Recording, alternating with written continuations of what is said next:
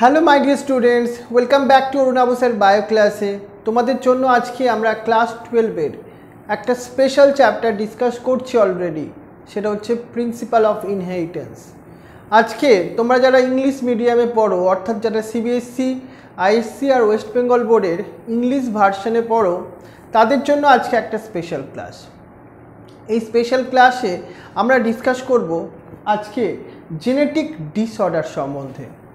এই genetic disorder যেটা তোমার বোর্ডের এক্সামের জন্য ভেরি ইম্পর্ট্যান্ট, কারণ এখান থেকে তুমি প্রত্যেক ইয়ারে কিছু কোশ্চেন পেতেই পারো। প্রত্যেক ইয়ারের জন্য ইম্পর্ট্যান্ট এই টপিকটা। আর আমার ক্লাস 12-এ যারা আন্দুল এবং চ্যাটার্জি হাট সেন্টারে পড়ো তাদের জন্য বলি, আমাদের থার্সডেতে প্রত্যেক থার্সডে 8টা থেকে জুম ক্লাসের থ্রু দিয়ে আমরা স্পেশাল আইসি বোর্ডের জন্য এবং সিবিএসসি বোর্ডের স্টুডেন্টদের জন্য এবং ওয়েস্ট বেঙ্গল বোর্ডের স্টুডেন্টরাও আছে, তাদের জন্য স্পেশাল মক টেস্ট নিচ্ছি এবং ডাউট ক্লিয়ারিং ক্লাস করানো হচ্ছে 1-to-1। আর তোমাকে বোঝানো হচ্ছে কেমনভাবে ক্লাস 12-এ লিখতে হয় বোর্ডের জন্য, যেটা ভেরি ইম্পর্ট্যান্ট। যারা এখনও ওই ক্লাসটা করছো না, কয়েকজন স্টুডেন্টের কথাই বলছি, ম্যাক্সিমামটাই হয়তো করছো, তারা প্লিজ ওই ক্লাসটার জন্য যা প্রসিডিওর আছে সেটাকে ফুলফিল করে নাও, কারণ ওই ক্লাসটা ভেরি ইম্পর্টেন্ট। কারণ কয়েকজন স্টুডেন্টের ফোন নাম্বার আমরা ট্রাই করে তাদেরকে পাচ্ছি না কন্ট্যাক্ট করতে।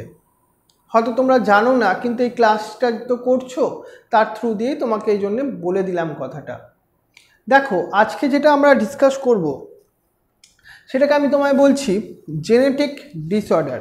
এই জেনেটিক ডিসঅর্ডার সেটা নিশ্চয়ই বুঝতে পারছো, সেটা হয় জিন লেভেলে একটা ডিসঅর্ডার বা ক্রোমোজোম লেভেলে ডিসঅর্ডার হবে।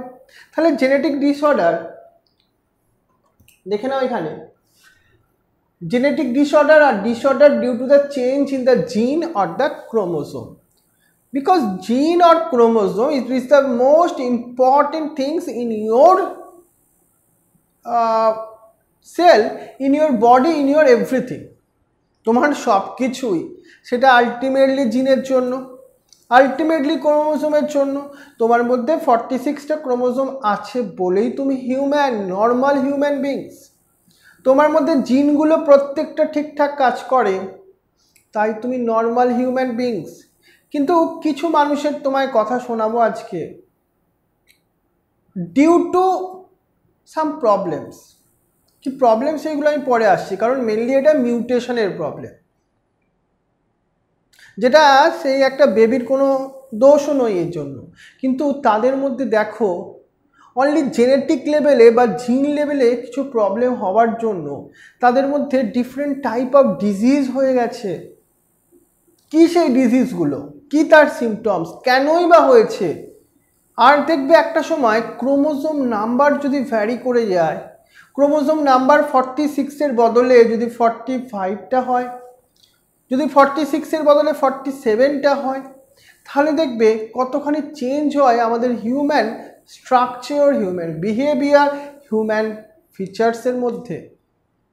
মজার চ্যাপ্টার, মজার ইন্টারেস্টিং টপিক, কিন্তু মজাটা হয়তো তোমার জানার জন্য, কিন্তু এই টপিকটার একটা ভেরি ইম্পর্ট্যান্ট সোশ্যাল অ্যাসপেক্ট আছে। এই সব মানুষগুলো যাদের এই ধরনের জেনেটিক ডিজিজ হয়, তাদের হয়তো নিজেদের কোনো দোষই থাকে না, হয়তো পেরেন্টসের থেকে ইনবর্ন তাদের মধ্যে এই ধরনের প্রবলেম আছে। অনেক আমরা মানুষরা যারা নিজেদেরকে একটু বেশি হয়তো শিক্ষিতও মনে করি, আলটিমেটলি শিক্ষিত একদমই নয়, তাহলে এইসব মানুষগুলোকে না অনেক খারাপ ব্যবহার করে তাদের সাথে। যাদের মধ্যে ক্লাইনফিল্টার সিনড্রোম আছে, যাদের মধ্যে টার্নার সিনড্রোম আছে, যেন তাদেরকে না একটা সে দুচ্ছাইভাবে দেখতে থাকে। এই চ্যাপ্টারটার পড়ার উদ্দেশ্য কিন্তু একটা, সোশ্যাল অ্যাসপেক্ট থেকে তুমি তাদেরকে বোঝো, তাদের পাশে দাঁড়াও মানবিকতার স্বার্থে। আদারওয়াইজ এই চ্যাপ্টারের কোনোই গুরুত্ব নেই। তোমাকে আমি বলেইছিলাম ক্লাস 12 হচ্ছে তোমার জীবনের সবথেকে মোস্ট ইম্পর্টেন্ট পার্ট, যেটা যারা মেডিকেলের ক্লাস করো তাদেরকে হয়তো আমি বারবার বলেছিলাম এনসিইআরটির বই। সেই এনসিইআরটির বই তোমাকে পড়তেই হবে। এবার দেখো এনইটিতে এনসিইআরটির বই থেকেই কোশ্চেন এসছে। যারা কথা শুনেছো আজকে তারা অনেক বড় গেনার। আর যারা শুধুমাত্র বোর্ড এক্সামের জন্য প্রিপারেশন নিচ্ছিলে, যারা শুধুমাত্র আইএসসি বোর্ডে পড়ো, তারা হয়তো নূতন বা রাস্তগীর বইটা পড়েছিলে। যারা এনসিইআরটির বই পড়োনি, আজকে তাদের অবস্থাটা কিন্তু খুবই করুণ অবস্থা। আজকেই আমি নিউজে একটা খবর শুনছিলাম, জানি না তার সত্যতা কতটা ঠিক বা ভুল, সেটা হয়তো বিচার না করেই কথাটা তোমায় বলছি। নাকি স্টুডেন্টরা 95%-এর অ্যাভাব নাম্বার পেয়েছে, তাতেও তার সঠিক কোনো ডিপার্টমেন্টে সে ভর্তি হতে পারেনি। কিন্তু যে স্টুডেন্টটা এন্ট্রান্সের জন্য প্রিপারেশন নিয়েছিল, এনসিইআরটির বই পড়েছিল, সে কিন্তু আজকে দেখো কতখানি ভালো জায়গায় আছে। বাস্তব দিকটা তোমাকে ভাবতে হবে। তুমি বাস্তবটাকে বাদ দিয়ে পুরনো যুগের নিয়মে চললে কিছুই হবে না। যারা শুধু ভাবতো আইএসসি বোর্ডে পড়ছিল, তাদের স্কুলের টিচার বলেছিল শুধু নূতন বা রাস্তগীর বইটা পড়তে হয়। হয়তো স্কুলের টিচাররা ভুল বলেনি, কারণ স্কুলের টিচারের উদ্দেশ্যই ছিল আমার বোর্ডের জন্য আমি বাচ্চাকে পড়াবো। তোমাকে নিজেকে নিজের ব্যাপারটা বুঝতে হয়েছিল। অনেকে যারা বুঝতে পারোনি, টিচারদের কথা হয়তো প্রাইভেট টিচারদের কথা শোনোনি, তারা ব্যাপারটা কতখানি কঠিন জায়গায় আছে ভাবো। অত 94% নাম্বার পেয়েছো, দেখছো কলকাতার আলটিমেটলি কলেজে তুমি রেসপেক্টিভ হয়তো মাইক্রোবায়োলজি কোর্সে ভর্তি হতে চাইছো, চান্সই পাচ্ছ না। কিন্তু যে স্টুডেন্টটা হয়তো 85% পেয়েছে, 76%ই পেয়েছে ধরে নাও, কিন্তু এনইটির একটা র্যাঙ্ক হোল্ড করবে, সে এমবিবিএস ডক্টর হয়ে যাবে। আর যে স্টুডেন্টটা 94% পেয়েছে, সেই স্টুডেন্টটা কোনো কলেজে ভর্তি না হতে পেরে তার এডুকেশন লাইফটা এখানেই শেষ হয়ে যাবে। সে 12 পাস করা অবধি তার লাইফ শেষ। তোমাকে চিন্তা করতে হবে, এটাই বাস্তব, রাইট? তুমি চিন্তা করে তুমি ডিসাইড করো, কারণ ক্লাস 12-এ তোমাকে অনেক বেশি সিরিয়াস হতে হবে। তোমার যেটা লক্ষ্য, সেই লক্ষ্যটাকে নিয়ে তোমাকে এগোতে হবে। আদারওয়াইজ এই পড়াশোনার মূল্যহীন পুরোপুরি। সঠিক দিশা তোমাকে দেখতে হবে আলটিমেটলি। বারবার বলছি, কারণ তুমি আমার ফ্যামিলির মেম্বার, তুমি অনলি আমার স্টুডেন্ট নও। ব্যাপারটা ভালো করে বোঝো। তোমার ভালো মন্দ আমার নিজের ভালো মন্দর সঙ্গে জড়িত। আমি আমার নিজের স্বার্থে বলছি, কারণ তুমি আমার ফ্যামিলির একজন। বুঝতে পারছো ব্যাপারটা? একটু চালাক হও বাবা, একটু চালাক হও, একটু ম্যাচিওর হও। ক্লাস 12 জীবনে কিছু করবার একটা সব থেকে গুরুত্বপূর্ণ বছর এটা। চলে আসি তাহলে আজকের পয়েন্ট অফ ভিউতে, যে টপিকটাকে নিয়ে আমরা ডিসকাস করছিলাম, তাহলে সেটা হচ্ছে genetical disorder or genetical disorder. এর মধ্যে আমরা জেনেটিক্যাল ডিসঅর্ডারগুলোকে মেনলি 2 ক্যাটাগরিতে চলো ডিভাইড করি। One is the Mendelian disorder, another one is the chromosomal disorder. এই মেন্ডেলিয়ান ডিসঅর্ডারগুলো মেনলি হয় কোনো জিন লেভেলে মডিফিকেশনের জন্য। কী কী সেই ডিজিজগুলো আছে যেগুলো মেন্ডেলিয়ান ডিসঅর্ডারের মধ্যে আসে? সেগুলো হিমোফিলিয়া আসে, সেগুলো সিকেল সেল অ্যানিমিয়া আসে, সেগুলো কালার ব্লাইন্ডনেস আসে, সেগুলো ফিনাইলকিউটিনিউরিয়া আসে, সেটা থ্যালাসেমিয়া আসে, সেটা সিস্টিক ফাইব্রোসিস আসে, যেটাকে নিয়ে আজকের এই ক্লাসের মধ্যে আমরা ডিসকাস করব। আর বৃহস্পতিবার, দ্যাট মিন্স থার্সডেতে 8টা থেকে আমাদের টেস্ট আছে, সেটা হচ্ছে রিপ্রোডাক্টিভ হেলথের ওপর। বোঝা গেল ব্যাপারটা? আর তারপরের মানে নেক্সট উইক ক্লাসে আমরা ক্রোমোজোমাল ডিসঅর্ডার নিয়ে ডিসকাস করে নিতে পারবো। তাহলে চলো আজকে আমাদের সিলেবাসের মধ্যে এই যে টপিকগুলো আছে সেইগুলোকে নিয়ে একটু ডিসকাস করি। প্রথম হচ্ছে যেটা মেন্ডেলিয়ান ডিসঅর্ডারের মধ্যে কেন হয় এই Mendelian disorder, but what is the mean by the Mendelian disorder, চলো সেটাকে নিয়ে ডিসকাস করি। ফার্স্ট জানো, the disorder caused by the alteration or mutation in the single gene. That means কোনো জিন লেভেলে মিউটেশন হয়েছে, কোনো জিন তার ফাংশন করতে পারছে না, তখনই হচ্ছে এই মেন্ডেলিয়ান ডিসঅর্ডার। যেমন haemophilia, colour blindness, sickle cell anaemia, phenylketonuria, thalassemia, cystic fibrosis, all are the example of the genetical disorder which caused by the alteration of the only some genes. So it is called the genetical disorder.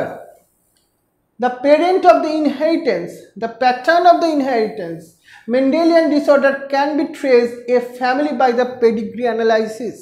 আমরা আগের দিন বলছিলাম pedigree analysis এর কথা।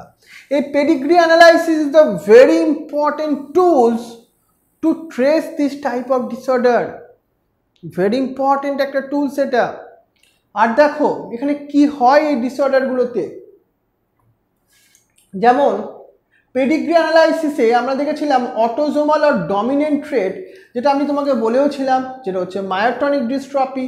এইভাবে দেখো কিভাবে তার পেরেন্টসের থেকে অফস্প্রিংয়ের মধ্যে এসছে। এই যে Mendelian disorder maybe two types হতে পারে, dominant or maybe recessive. Dominant disorder হলে এই ডিসঅর্ডার এভরি জেনারেশনের কোনো না কোনো মেম্বার এই ডিজিজে সাফার হবে। That time it is called the dominant disorder. On the other hand, the recessive disorder means generationের পরের জেনারেশন, not all members, কোনো মেম্বারও হয়তো ডিসঅর্ডারে অ্যাফেক্টেড হবে না, মেবি ক্যারিয়ার হবে কিন্তু অ্যাফেক্টেড হবে না। That time it is called the recessive disorder. যেমন তুমি দেখো এই যে জেনারেশনে দেখছো এইটা হচ্ছে তোমার ডমিনেন্ট ডিসঅর্ডার, বিকজ এভরি জেনারেশনে any persons are affected. On the other hand এই পেডিগ্রি অ্যানালাইসিসটা করে দেখো এখানে কেউ কিন্তু অ্যাফেক্টেড ছিল না।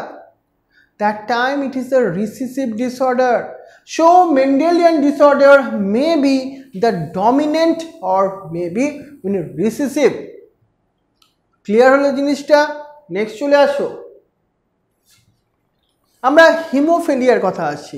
হিমোফিলিয়া এটা একটা রয়্যাল ডিজিজ, মানে একটু বড় লোকেদের ডিজিজের কথা বলছি, মানে গরিব মানুষদের কি হয় না? তাহলে গরিব মানুষদেরও হয়, হতেই পারে, কিন্তু যেহেতু এটা জেনেটিক্যাল ডিজিজ, বংশ পরম্পরায় এই ডিজিজটা ওয়ান জেনারেশন টু অ্যানাদার জেনারেশনের মধ্যে জেনারেলি ট্রান্সফার হয়। Sex linked, x linked recessive disease এই হিমোফিলিয়া। এখানে কি হয় জানো? In this protein involve in the blood clotting is affected. আমরা জানি 13টা ফ্যাক্টরসের কথা। 13টা ফ্যাক্টরস মিনস তারা প্রোটিন যারা ব্লাড কোয়াগুলেশনে হেল্প করে। প্রোটিন মানে তার আলটিমেটলি কোনো জিন আছে, যে জিন বা ডিএনএ থেকে ওই প্রোটিন তৈরি হয়। এবার কোনো একটা জিন মিউটেটেড হয়ে গেল, তখন তার প্রোটিনটা তৈরি হচ্ছে না। যদি প্রোটিন তৈরি না হয় ব্লাড কোয়াগুলেশন হবে না, because all 13 factors are protein is most important for the coagulation process. It is controlled by the pair of allele capital H and small h. আমরা যদি দেখি capital H is the normal allele and small h is responsible for hemophilia. আমরা তোমাকে একটা chart শেখাই, দেখো capital H x x আর capital H বলছি, capital X capital H, এখানে একটা নর্মাল ফিমেল হচ্ছে। ক্যাপিটাল X তার মাথায় দিয়েছি ক্যাপিটাল H, ক্যাপিটাল X তার মাথায় দিয়েছি স্মল h, তখন কি হবে জানো? হেটেরোজাইগাস ফিমেল ক্যারিয়ার হবে। C May transmit the disease to her sons, কিন্তু সে নিজে ক্যারিয়ার হবে, because it is a heterozygous কন্ডিশনে আছে। কিন্তু এক্স এর পাওয়ারে যদি আমরা দুটোই স্মল এইচ দেখি তাহলে তো হোমোজাইগাস দেখাচ্ছে এটা। That time this female are the affected, this is the haemophilic female. এই কথাটা ভালোভাবে মাথায় রাখো। এবার যদি দেখি ক্যাপিটাল এক্স এর মাথায় পাওয়ারে আমরা এইচ ক্যাপিটাল এইচ দিলাম, নর্মাল ওয়াই দিলাম, তখন কি হবে? নর্মাল মেল হবে। ক্যাপিটাল এক্স তার মাথায় দিয়েছি আমরা স্মল এইচ, তারপর ওয়াই আছে, তখন কি হবে? হিমোফিলিক মেল হবে। আমরা তোমাকে তো আগেই বলেছি capital H is the normal allele and small H is the responsible for the haemophilia. এই চারটা খাতায় সুন্দর করে নোট ডাউন করা 100% ইম্পর্টেন্ট। তারপর দেখো in females haemophilia is very rare. কেন? এটা কিন্তু কোশ্চেনটা তো বলা যেতেই পারে, why? Because it happens only when mother is at least the carrier and father is hemophilic. মানে কোনো হিমোফিলিক ফাদার তার সঙ্গে সঙ্গে যে তার ওয়াইফ তাকেও ক্যারিয়ার হতে হবে এই ডিজিজের, তখনই আলটিমেটলি একজন তার ডটার বা ফিমেল সে কিন্তু হিমোফিলিক হবে। আর এটা তো সবসময় পসিবল নয়।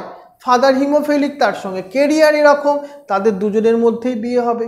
বাই চান্স হওয়া পসিবল বলছি না নয় একদম, কিন্তু তার চান্সটা অনেকটাই কম। Unviable in the later stage of life, তার মেন আর একটা কারণ এই যে যারা হিমোফিলিক হয় ফাদার, তারা না বেশি দিন বাঁচা তাদের পক্ষে খুব পসিবল, মানে ইম্পসিবল বলতে পারো। হয়তো ব্লাড ট্রান্সফিউশন করে করে বাঁচানো সম্ভব, কিন্তু সেটা ভেরি রেয়ার। সেজন্য ওই ধরনের একটা ফাদার বা ওই ধরনের একটা ছেলে সে বিয়ে করবে, ব্যাপারটা একটু কিরম আনবিলিভেবল লাগছে না ব্যাপারটা। সেই থেকেই আমরা অ্যান্সারটা বলতে পারি ইন ফিমেলদের ক্ষেত্রে হিমোফিলিয়া ইজ ভেরি রেয়ার। অ্যান্সারটা সিবিএসসি বোর্ডের স্টুডেন্টদের এইভাবে একটু ঘুরিয়ে আসলে এই পয়েন্টটা একটু লিখতে পারো। যেমন queen Victoria was A career of haemophilia, show her family pedigree show the many haemophilic descendant. তুমি দেখতে পাচ্ছ এখানে, আমরা পড়িয়েও ছিলাম এই ব্যাপারটা আগে। নেক্সট দেখো, আমরা কালার ব্লাইন্ডনেসের কথা বলি। এই কালার ব্লাইন্ডনেস এটাও একটা sex linked X-linked recessive disorder, কেন? due to the defect of either red or green cones of the eye. একটা সেল, ওই সেলের মধ্যে জিনের প্রবলেম আছে। it results the failure of discriminate the between the red and green color, মানে red আর green কালারের মধ্যে ডিস্টিংগুইশ করাটা তাদের পক্ষে পসিবল হয় না, বিকজ রড অ্যান্ড কোন সেলসের জেনেটিক্যাল লেভেলে প্রবলেম আছে। It is due to the mutation of the some genes in the X chromosome, so it is the sex-linked recessive disorder. আর দেখো, it occurs 8% in male and only 0.4% in the female, মানে ফিমেলদের হওয়ার chance একদমই কম। This is due to the genes are X-linked. একটা X-linked disorder সবসময় ফিমেলদের কিন্তু কমই হবে। Can you read the number in this feature? তুমি এখানে দেখতে পাচ্ছ এখানে কত নাম্বারটা আছে, লাইভ চ্যাটে লিখে দেখাও দেখি। আমরা তোমাকে একটা কালার ব্লাইন্ডনেস টেস্ট করে নিই। যারা এই নাম্বারটা দেখতে পাচ্ছ এখানে কত নাম্বার আছে ভালোভাবে দেখে লেখো লাইভ চ্যাটে। যদি ভুল লেখো তাহলে কিন্তু প্রবলেম। লিখতে পারো লাইভ চ্যাটে। যারা যারা এখন লাইভে আছো তারা লাইভ চ্যাটে লিখে দেখাও, বা যারা পরবর্তীকালে এই অনলাইন ক্লাস করবে তারাও একটা কমেন্ট সেকশনে লিখে দেখাও এখানে আলটিমেটলি তুমি কত নাম্বার দেখতে পাচ্ছ। আমি কি নাম্বার আছে আমি সেটা বলছি না, না আমি দেখতে পাচ্ছি। তুমি ভাবে আমি দেখতে পাচ্ছি না বলতে পারছি না, তোমরা লিখে দেখাও তারপরেই বলবো। তারপর চলে আসি এই যে কালার ব্লাইন্ডনেসের কথা বলছিলাম আমি। Normal allele is dominant, that is a capital C বলছি। recessive allele সেটাকে স্মল সি বললাম, that is called the colour blindness. The son of the heterozygous woman carrier XC and XC has a 50% chance to begin the ultimately the blind, মানে color blind. A daughter will be color blind only when her mother is at least a carrier and her father is a color blind. তখনই কিন্তু একটা female daughter will be the colour blind হতে পারে। সেই জন্যই আমরা ফিমেলদের ক্ষেত্রে colour blind হওয়ার চান্স অনেকটাই কম বলেছি। নেক্সট দেখি আমরা সিকেল সেল অ্যানিমিয়ার কথা বলি। সিকেল সেল অ্যানিমিয়া কিন্তু অটোজোমাল লিঙ্কড রিসেসিভ ট্রেট, সেক্স লিঙ্ক নয়, এটা অটোজোমাল রিসেসিভ ট্রেটের কথা বলছি। এই সিকেল সেল অ্যানিমিয়াতে কি হয় জানো? It can be transmitted from parents to the offspring when the both of the parent are the carrier or heterozygous for the gene, মানে mother and father both যদি carrier হয় তখনই এই ডিজিজটা অফস্প্রিং এর মধ্যে ট্রান্সফার হবে। This disease is control by the pair of alleles, সেটাকে আমরা বলছি capital H small B capital A and capital H small B capital S. যেমন দেখো হোমোজাইগাস ডমিনেন্ট হলে কি হবে, এখানে capital H B and A H B A, তখন হবে নর্মাল। হোমোজাইগাস ডমিনেন্ট দুটোই same allele. Heterozygous capital H B capital A capital H B S, এখানে ক্যারিয়ার হবে সিকেল সেল ট্রেটের জন্য, বাট হোমোজাইগাস রিসিসিভ হলে তখনই কিন্তু এটা অ্যাফেক্টেড হবে। তাই বললাম father and mother both are carrier হলে তবেই সেটা অফস্প্রিং এর মধ্যে ট্রান্সফার হবে। নেক্সট দেখো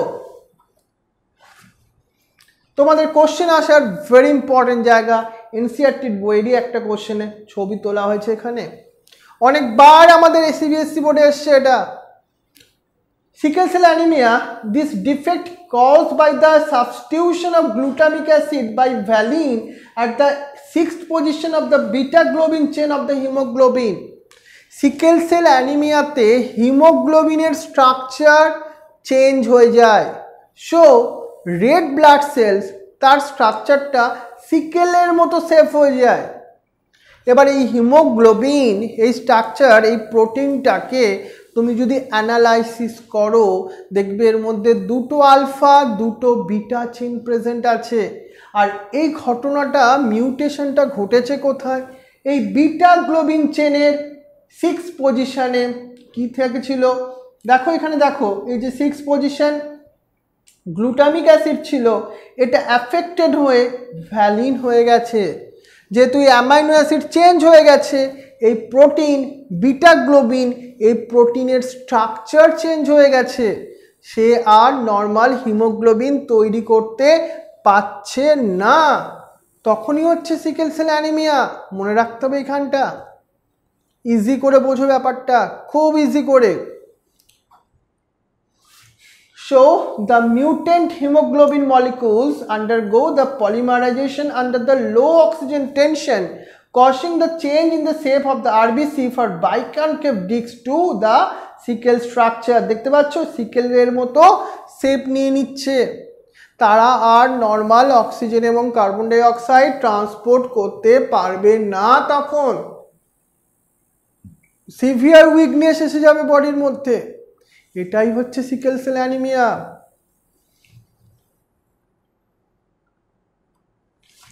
এবার আসবো আমরা ফিনাইল কিটোনিউরিয়ার ক্ষেত্রে। এই পার্টগুলোতে আমি আমার যে তোমাকে স্টাডি মেটেরিয়াল দিয়েছি, নোটস দিয়েছি, সেখানে ভালো করে বুঝে নেবে, সুন্দর করে ওখানে পয়েন্ট করে করে আমি লিখে দিয়েছি তোমাকে। এই যে ফিনাইল কিটোনিউরিয়া PKU বলছি, it is ultimately inborn error of the metabolism. সেলের মধ্যে যে কেমিক্যাল রিয়াকশন হয় সেখানে প্রবলেম আছে। কেন আছে তার আগে বলি, এটা হচ্ছে অটোজোমাল রিসিসিভ ট্রেট। এখানে কি হয়, it is due to the mutation of the gene that code for the enzyme phenylalanine হাইড্রক্সিলেজ।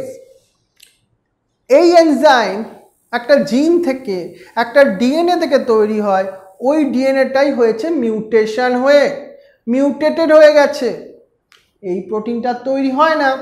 So the enzyme convert an amino acid phenylalanine to tyrosine. এই যে এনজাইমটার কি ফাংশন, ও নর্মালি কি function করে, ও ফিনাইল অ্যালানিনকে টাইরোসিনে কনভার্সন করতে পারে। এবার যদি এই এনজাইমটা তৈরি না হয় ডিউ টু সাম মিউটেশনের জন্য, তাহলে কি ফিনাইল অ্যালানিন টাইরোসিনে কনভার্সন হতে পারবে? পারবে না, কারণ এনজাইম নেই, এনজাইম তৈরি হচ্ছে না, এটাই প্রবলেম কজ করে। দেখো the affected individual lack the enzyme, as a result phenylalanine accumulates and convert into phenyl pyruvic acid and other derivatives. Phenyl alanine K conversion করতেই হবে টাইরোসিনে, আদারওয়াইজ ওরা কনভার্স হয়ে যাচ্ছে ফিনাইল পাইরুভিক অ্যাসিড, যেটা কিন্তু খুব harmful substance in your body. এবার দেখো তাহলে কি দেখলাম আমরা, নর্মাল পার্সনের ক্ষেত্রে ডায়েটারি প্রোটিন সেটা আলটিমেটলি ফিনাইল অ্যালানিন, সেখান থেকে আলটিমেটলি তৈরি হয় phenylalanine, phenylalanine hydroxylase, tyrosine, tyrosine থেকে মেলানিন, প্রোটিয়েন্স অ্যান্ড দ্য ডোপামাইনের মতো সাবস্টেন্সগুলো নর্মাল কেমিক্যাল রিয়াকশনের থ্রু দিয়ে। কিন্তু যাদের মধ্যে এনজাইমটা তৈরি হয় না তাদের ক্ষেত্রে কি হচ্ছে, ফিনাইল অ্যালানিন কনভার্সন হচ্ছে ফিনাইল পাইরুভিক অ্যাসিড। এই ফিনাইল পাইরুভিক অ্যাসিড কি হয় জানো, this phenyl pyruvic acid and other derivatives accumulate in the brain resulting in the mental retardation, মানে মেন্টাল তার বুদ্ধি ডেভেলপ হচ্ছে না শুধু ওই একটা সাবস্টেন্স তৈরি হওয়ার জন্য। মারাত্মক ব্যাপারটা বোঝার চেষ্টা করো। This is are also extracted through the urine because of the poor absorption of the kidney. ইউরিনের মধ্যে দিয়েও তুমি ফিনাইল পাইরুভিক অ্যাসিডের প্রেজেন্স দেখতে পাবে, কারণ এর it is ultimately poor absorption হয় কিডনিতে, তাই ইউরিনের থ্রু দিয়ে এক্সক্রিট হয়ে যেতেই থাকে। সেই জন্য এই টেস্টটা করে ইউরিনের মধ্যে যদি কারোর ফিনাইল পাইরুভিক অ্যাসিড পাওয়া যায়, ব্যাপারটা কিন্তু ফিনাইল কিউটোনিউরিয়া ডিজিজকেই শো করছে। বোঝা গেল ব্যাপারটা? ফিনাইল কিউটোনিউরিয়ার কথা কি বললাম। এবার আমি থ্যালাসেমিয়ার কথা বলবো। থ্যালাসেমিয়া দেখো, it is the autosomal linked recessive blood disease. আজকে আবার একটা তোমাকে আমি ব্লাড ডিজিজের কথা বলছি, এটাও কিন্তু অটোজোমাল আলটিমেটলি একটা ডিজিজ, বাট এই ডিজিজটা লিঙ্কড রিসেসিভ ডিজিজের মধ্যেই আসছে। কি হচ্ছে এখানে, it is transmitted from the unaffected career মানে পেরেন্টস টু দ্য অফস্প্রিং। বুঝতে পারছো কি হচ্ছে, আনএফেক্টেড ক্যারিয়ার তাদের কোনো প্রবলেম ছিল না, তার থেকে আলটিমেটলি অফস্প্রিংয়ের মধ্যে ট্রান্সফার হয়ে যাচ্ছে। It is due to the mutation or the deletion of the gene. It is result that reduce the synthesis of one of the alpha or beta globin chain of the hemoglobins. It form the abnormal hemoglobin and cause the anemia. আমরা আগেও তোমাকে বললাম একটু আগে, haemoglobin দুটো protein নিয়ে তৈরি, দুটো অ্যামাইনো অ্যাসিডের চেন নিয়ে তৈরি, alpha chain R beta chain.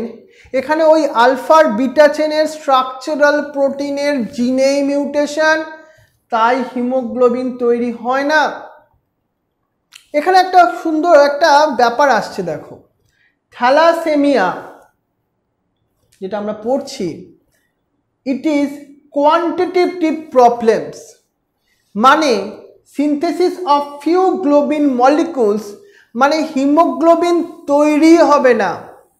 On the other hand sickle cell anaemia, it is the qualitative problem, মানে ওখানে হিমোগ্লোবিন তৈরি হবে কিন্তু সেটা রাইট টাইপ অফ হিমোগ্লোবিন নয়, ফাংশনাল হিমোগ্লোবিন নয়, তার মানে কোয়ালিটেটিভ চেঞ্জ হচ্ছে।